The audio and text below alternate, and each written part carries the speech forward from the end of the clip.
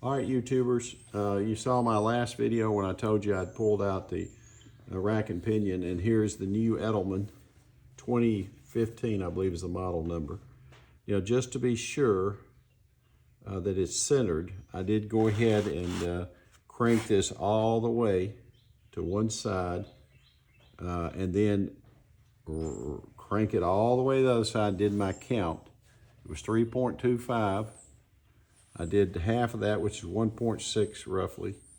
So I came back 1.6 to center this. Now, I'm also comparing it against my old one, and look at there, it looks pretty dead on like it was. So I know now I'm pretty much at center like it should be. Now, next job is I'm gonna put these new outer tie rods on.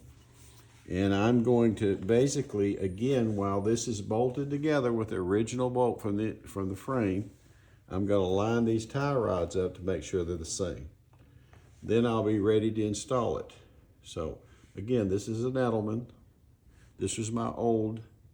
It had been leaking. And this is an 06 Chevy Silverado 1500. All right, thanks for watching. Okay, now we're on the other side, putting in this new rack and pinion. And I did go ahead and replace this hose, and pretty straightforward. 17 millimeter up top. I unscrewed that old and put in the new, and I put the new washer in, going into the power steering pump. Then it was 19 millimeters that went into the rack and pinion here. And then the low return, it was just clip-on. So pretty straightforward. Now I torqued these to 80 foot-pounds, and I've now put the steering column back on, and I think that's an 11 millimeter, and I'm gonna torque it to 30 foot-pounds. I did use red thread locker on that, okay? But the new rack and pinion is now installed. It is centered. I've got the outer tie rods on now, and you saw me earlier do the measurements, so that's the rack and pinion installed and torqued. And I did put the spacers and all in that comes with your kit. You should have new spacers and stuff that goes in there.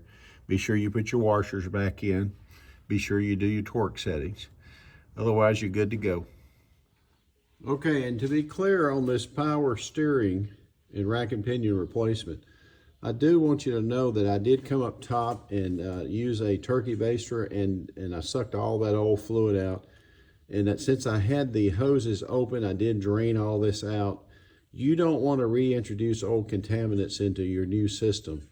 So I've drained everything out, and I'm starting fresh. I'm going to be priming this. So I wanted to make sure I had fresh fluid, and both combination of sucking out what was here and draining out the hose and all. I should have flushed the system. So now that when I get in to prime the new rack and pinion, I want to bring all new fluid in. Now, the last step is going to be to add an inline filter here, and I'm going to be adding that. Now, when I do, I'm going to make sure that I point that filter back toward the pump. You know, so I'll cut that hose, splice that in, and we should be good to go with an inline filter. All right, more to come.